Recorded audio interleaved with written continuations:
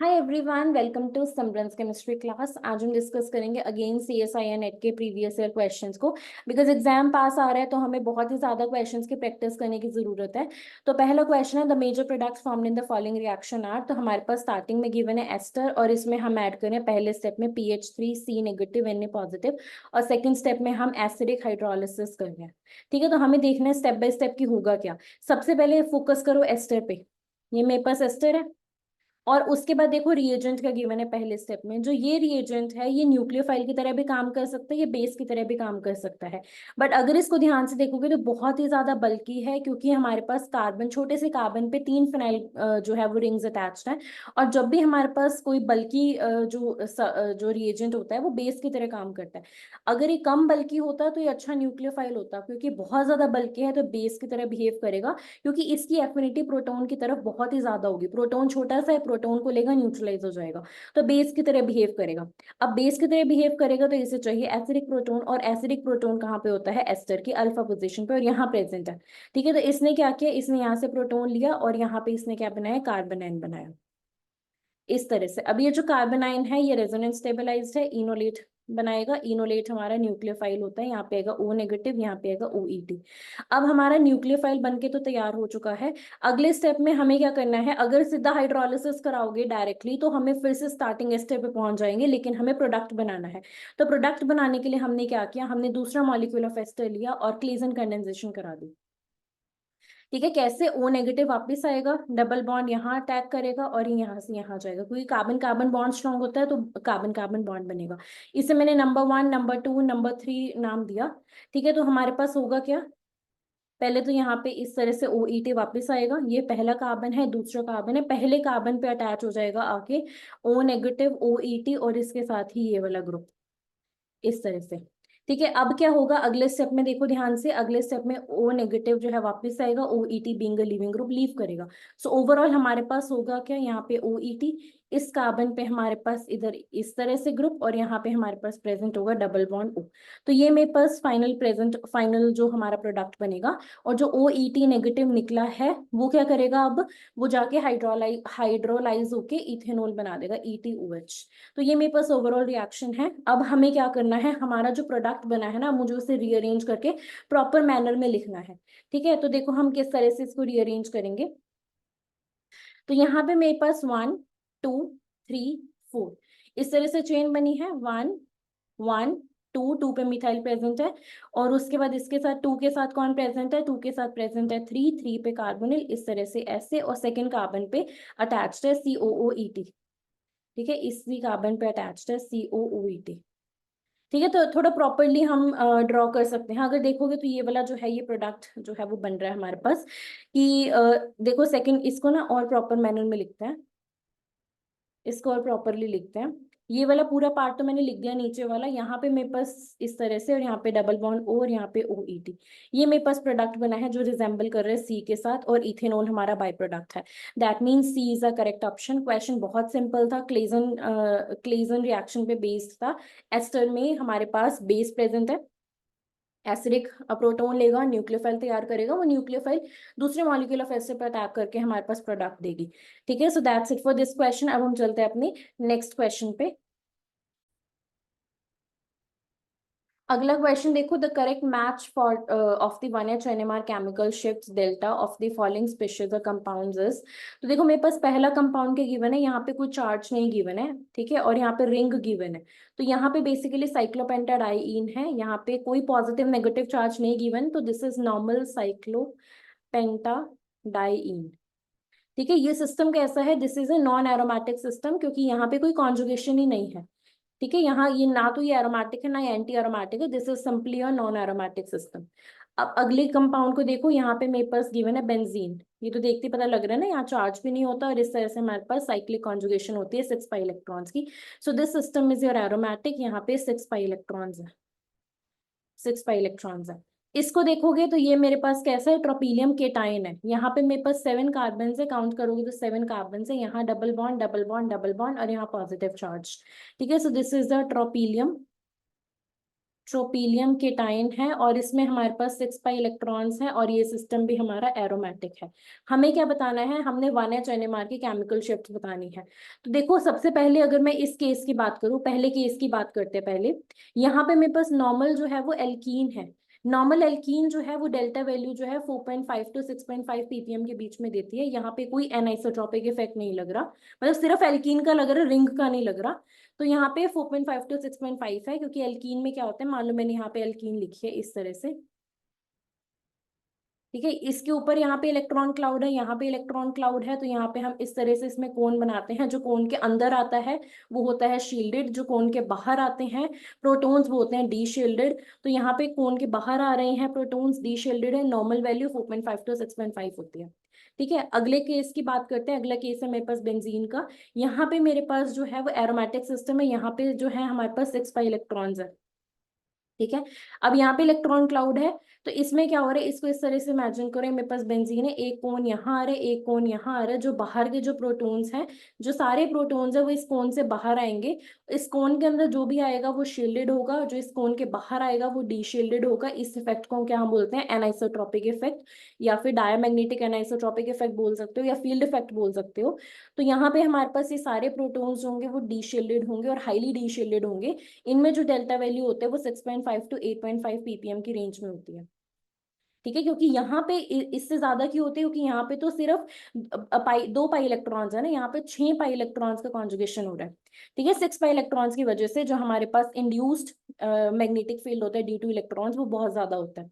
Next case को देखो, ट्रोपीलियम के टाइम को, यहाँ पे भी 6 पाई इलेक्ट्रॉन्स है, एरोमेटिक है, बट यहाँ पे भी हमारे पास इस तरह से प्रोटॉन्स प्रेजेंट है आउटसाइड द रिंग। तो यहाँ पे मेरे पास इस तरह से इलेक्ट्रॉन क्लाउड बनेगा, जो इसके ये इलेक्ट्रॉन क्लाउड बनेगा, जिसके परपेंडिकुलर आएंगे वो सारे जो होंगे वो शील्डेड होंगे, और ये जो सारे पेरिफ्री पे हैं जो आउटसाइड द रिंग है, ये सारे जो प्रोटॉन्स हैं वो डी शील्डेड होंगे। ठीक है, बट ये बेंजीन से ज्यादा डी शील्डेड होंगे या कम होंगे, उसके लिए देखो यहाँ पे पॉजिटिव चार्ज है। अगर कभी भी मेरे पास कार्बन पे पॉजिटिव चार्ज होता है, उसके साथ वाला जो प्रोटॉन होता है वो डी शील्डेड होता है, क्योंकि जो कार्बन है वो इलेक्ट्रो पॉजिटिव है, इलेक्ट्रॉन डेंसिटी अपनी तरफ पुल करेगा, इस प्रोटॉन पे इलेक्ट्रॉन डेंसिटी कम, यानी कि वो हो जाएगा डी शील्डेड। मतलब जो ट्रोपीलियम के टाइन है इसके प्रोटॉन्स बहुत ज्यादा डी शील्डेड होंगे एज कम्पेयर टू बेंजीन, सिर्फ इसके पॉजिटिव चार्ज की वजह से। ठीक है, अदरवाइज फील्ड इफेक्ट दोनों पे सेम लग रहा है, दोनों पे 6 पाई इलेक्ट्रॉन्स है, दोनों में इलेक्ट्रॉन्स की जो वजह से बीई इंड्यूस्ड जो हमारे पास मैग्नेटिक फील्ड है वो प्रोड्यूस होता है, जो अप्लाइड मैग्नेटिक फील्ड को अपोज करता है। होप कि ये सारी बातें आपको क्लियर होंगी। तो यहाँ पे पॉजिटिव चार्ज की वजह से है दोनों में 6 पाई इलेक्ट्रॉन्स, बट यहाँ पे ज्यादा डीशील्डिंग हो रही है ड्यू टू पॉजिटिव चार्ज। तो अगर मैं डेल्टा वैल्यू की बात करूँ कंक्लूड करते हुए, जो डेल्टा वैल्यू है थर्ड वाले की सबसे ज्यादा होगी, देन सेकंड वाले की डेल्टा वैल्यू, देन हमारे पास आएगी फर्स्ट की जो नॉर्मल एल्कीन की रेंज में लाई करेगी। ऑप्शंस को देखोगे तो करेक्ट ऑप्शन देखो, थर्ड की डेल्टा वैल्यू सबसे ज्यादा, देन सेकंड, देन फर्स्ट, यानी कि ऑप्शन करेक्ट है। वैल्यूज को देखोगे तो ये 4.5 टू 6.5 ppm की रेंज में आ रही है, ये 6.5 टू 8.5 की रेंज में आ रही है, और ये सबसे ज्यादा है 9 टू 10 की रेंज में आ रही है। ठीक है, और कहीं देखोगे तो ये वाला जो हमारे पास सीक्वेंस है वो नहीं मिलेगा। So A option is the correct option. I hope कि क्वेश्चन क्लियर होगा, एनएमआर का बहुत डेप्थ में क्वेश्चन था, दोनों में फील्ड इफेक्ट लग रहा था, बट कहाँ ज्यादा डी शील्डिंग होगी वो आई होप कि क्लियर होगा कि पॉजिटिव चार्ज की वजह से क्या इफेक्ट आता है on the delta value. So that's it for this question. अब हम चलते हैं अपने नेक्स्ट क्वेश्चन पे। अगला क्वेश्चन देखो, the major product formed in the following reaction is, तो हमारे पास इस तरह से रिएक्शन गिवन है। ठीक है, यहाँ पे देखो सोहर्स प्रोजेक्शन गिवन है, ओटीएस हमारा एक बहुत ही अच्छा लिविंग ग्रुप है, यहाँ पे हमारे पास acetic acid which is a nucleophile given है, न्यूक्लियोफाइल गिवन है। तो एक बात तो क्लियर है, यहाँ पे न्यूक्लियोफिलिक सब्स्टिट्यूशन रिएक्शन होगी, बट यहाँ पे अगर देखोगे ना ओटीएस अच्छा लिविंग ग्रुप है, लीव करेगा, और यहाँ पे फिनाइल प्रेजेंट है, तो इस फिनाइल की ना यहाँ पे एनजीपी होगी, नेबरिंग ग्रुप पार्टिसिपेशन। तो एनजीपी की वजह से क्या होता है, कहीं पे भी जब भी एनजीपी एप्लीकेबल होती है तो हमारे पास लास्ट में रिटेंशन होती है, रिटेंशन ऑफ कॉन्फ़िगरेशन होती है। तो होगा क्या, यहाँ पे बाकी सब कुछ एज इट इज रहेगा, फिनाइल मिथाइल एच, और इस कार्बन पे जब हमारे पास न्यूक्लियोफाइल आएगा तो उसी जगह पे आएगा जहां से मेरे पास लिविंग ग्रुप गया है।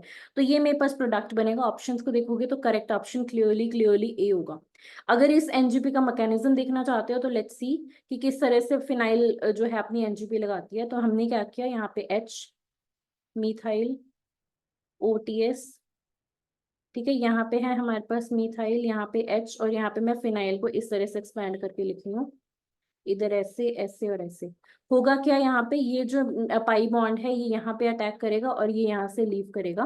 तो हमारे पास यहाँ पे होगा क्या, इधर से H as it is, methyl as it is, यहाँ पे मिथाइल और H एज इट इज।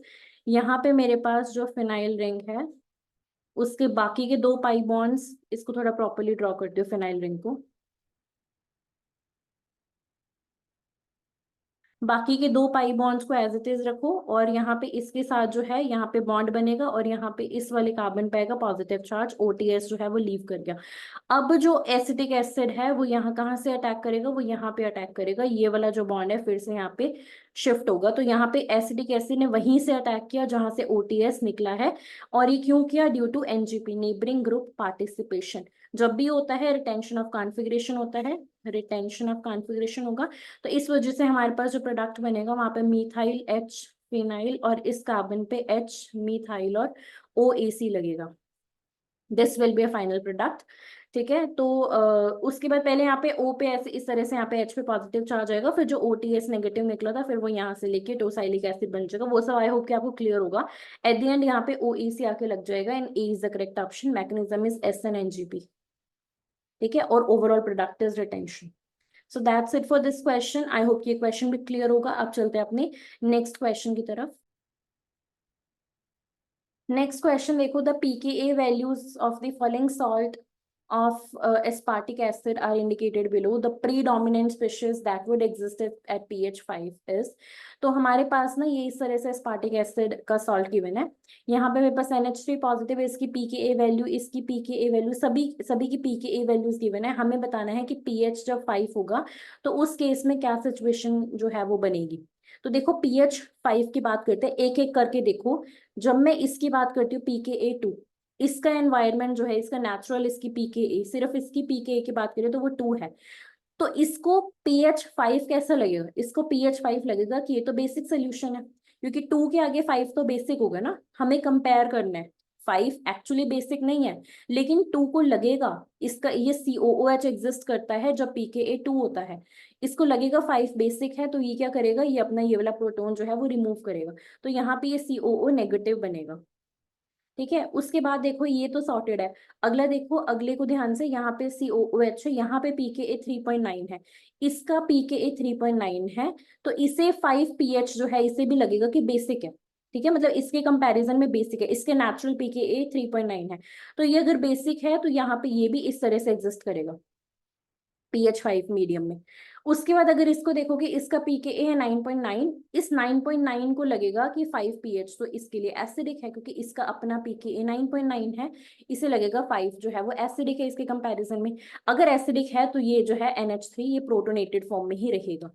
ठीक है, और ये जो दोनों है ये रहेंगे डीप्रोटोनेटेड फॉर्म में, डीप्रोटोनेटेड फॉर्म में, ये भी रहेगा डीप्रोटोनेटेड फॉर्म में। तो हमें क्या करना है, हमें हमें ध्यान में रखना है जिस पीएच पे बात की गई है उसको हमने pKa के साथ कंपेयर करना है, और हमें देखना है कि इसको ये क्या फील करवाएगा, मतलब जो हमारा मीडियम है उसमें ये डीप्रोटोनेटेड होगा या प्रोटोनेटेड होगा, हर एक में हमें इसी तरह से कंपेयर करना है।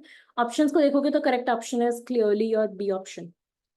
ठीक है, ये वाला जो है प्रोटोनेटेड रहेगा, क्योंकि pKa 9.9 के सामने जो pH 5 है वो एसिडिक रहेगा, मींस प्रोटोनेटेड। अगर मीडियम एसिडिक फील होगा एंड में तो वो रहेगा प्रोटोनेटेड, अगर मीडियम बेसिक फील होगा तो वो होगा डीप्रोटोनेटेड, डीप्रोटोनेटेड। ठीक है, तो ये इतना सा कॉन्सेप्ट है, बहुत सिंपल सा केस है। इसी केस में स्टूडेंट्स को बहुत प्रॉब्लम होती है कि अच्छा pKa को हम किस तरह से pH के साथ कंपेयर करें। नाउ आई होप कि ये केस क्लियर होगा। अब चलते हैं अपने आज के लास्ट क्वेश्चन की तरफ। लास्ट क्वेश्चन देखो, the major product formed in the following photochemical reaction is, तो मेरे पास इस तरह से रिएक्शन गिवन है। ठीक है, फोटोकेमिकल रिएक्शन क्योंकि हम लाइट जो है वो यूज कर रहे हैं, मैं इसको सबसे पहले तो यहाँ पे ड्रॉ करती हूँ, इस तरह से है, या इस कार्बन पे अटैच्ड है COPH। देखो जैसे हम लाइट डालेंगे ना तो एक बहुत ही कॉमन रिएक्शन होती है लाइट में, which is gamma hydrogen abstraction, gamma hydrogen abstraction.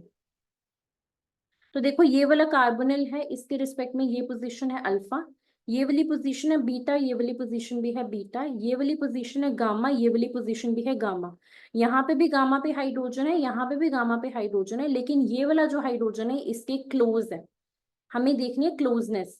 ठीक है, ये इसके क्लोज है, इसी वजह से इसी गामा हाइड्रोजन की जो है वो एब्स्ट्रैक्शन होगी। तो देखो होगा क्या यहाँ पे, ये रेडिकल मैकेनिज्म होगा, ये यहाँ से यहाँ, ये यहाँ से यहाँ। इसी दौरान जो अल्फा बीटा बॉन्ड होता है ना वो क्लीव होता है, ये यहाँ से क्लीव होगा, ये यहाँ से क्लीव होगा, और उसके बाद ये कार्बोनिल जो है क्लीव होता है, यहाँ पे O पे जो रेडिकल बनता है फिर वो H के साथ कंबाइन होता है। ठीक है, देखो हमारे पास ओवरऑल क्या होगा, ये जो अल्फा बीटा बॉन्ड है ये ब्रेक हो चुका है, जो ब्रेक हो गया उसे ब्रेक कर दो। ये बॉन्ड एज सच है, यहाँ पे आएगा रेडिकल, यहाँ पे मेरे पास है OH, यहाँ पे बनेगा रेडिकल, यहाँ पे है PH। ठीक है, उसके बाद मेरे पास एक रेडिकल यहाँ पे है, एक रेडिकल यहाँ पे है। गामा हाइड्रोजन एब्स्ट्रैक्शन के दौरान जो होता है वो अल्फा बीटा बॉन्ड की क्लीवेज होती है।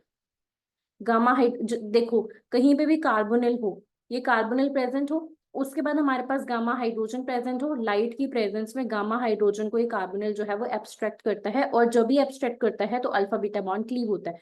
हमने यही सब किया, हमने गामा हाइड्रोजन को एब्स्ट्रैक्ट कराया, इस ऑक्सीजन पे जो है वो इंसर्ट कराया और अल्फा बीटा बॉन्ड को क्लीव किया। अब क्लीव करोगे तो यहाँ पे दो जो रेडिकल्स है वो कंबाइन होके जो है वो बॉन्ड बनाएंगे, इधर से एक बॉन्ड इस तरह से बना और यहाँ पे एक बॉन्ड इस तरह से बना, OH PH। ठीक है, अब ये जो है रिंग बन रही है, 1 2 3 4 5, 5 मेंबर की रिंग बन रही है, इसको रीअरेंज करके लिखती हूँ मैं। ये 5 मेंबर की रिंग बना लो, ऐसे बना ली, 1 2 3 4 5। 1 और 2 के बीच में डबल बॉन्ड बना लो, बना दिया। फिफ्थ पोजीशन पे हमने क्या किया, यहाँ पे डबल बॉन्ड OH PH, ये मेरे पास प्रोडक्ट बना, बट यहाँ पे कीटो इनोल टोटोमराइजेशन होगी, क्योंकि इनोल फॉर्म से ज्यादा स्टेबल जो होती है वो कीटो फॉर्म होती है। और हमारे पास जो फाइनल प्रोडक्ट बनेगा वो किस तरह का दिखेगा, यहाँ पे हमारे पास आएगा डबल बॉन्ड OPH। तो this will be a final product. अगर ऑप्शंस को ध्यान से देखोगे तो इसको कर दो एलिमिनेट, ये भी होगा। देखो यहाँ पे किस तरह से हम ऑप्शंस को चूज करेंगे, उसके लिए हमारे पास क्या है कि जिस कार्बन पे डबल बॉन्ड है उस कार्बन के नेक्स्ट कार्बन पे देखना है। यहाँ पे कार्बन के नेक्स्ट कार्बन के नेक्स्ट कार्बन पे है, सो दिस इज रॉन्ग। जिस कार्बन पे डबल बॉन्ड है उससे नेक्स्ट कार्बन पे हमारे पास CH2, यानी कि B ऑप्शन करेक्ट है। यहाँ पे जिस कार्बन पे डबल बॉन्ड है उसी कार्बन के साथ CH2 अटैच्ड है, विच इज रॉन्ग, यानी कि हमारा करेक्ट ऑप्शन जो है वो B है। तो इस रिएक्शन में क्या था, फोटोकेमिकल रिएक्शन में गामा हाइड्रोजन की एब्स्ट्रैक्शन हुई, अल्फा बीटा बॉन्ड क्लीव हुआ, ठीक है, उसके बाद हमारे पास लास्ट स्टेप में कीटो इनोल टोटोमराइजेशन हुई, टोटोमराइजेशन हुई। तो ये सारे स्टेप्स करने के बाद हमारा करेक्ट ऑप्शन निकल के आया B। इसी स्टेप में हमें करना होता है, क्योंकि लाइट की प्रेजेंस में ये वाली जो रिएक्शन होती है बहुत ही प्रीडोमिनेंट रिएक्शन होती है। So that's it for this video. आज हमने जो भी क्वेश्चंस डिस्कस किया है, होप कि वो सारे क्वेश्चंस क्लियर होंगे। अगर आपको वीडियो पसंद आती है तो प्लीज इसे शेयर करो और सब्सक्राइब करो इस चैनल को। Thank you so much.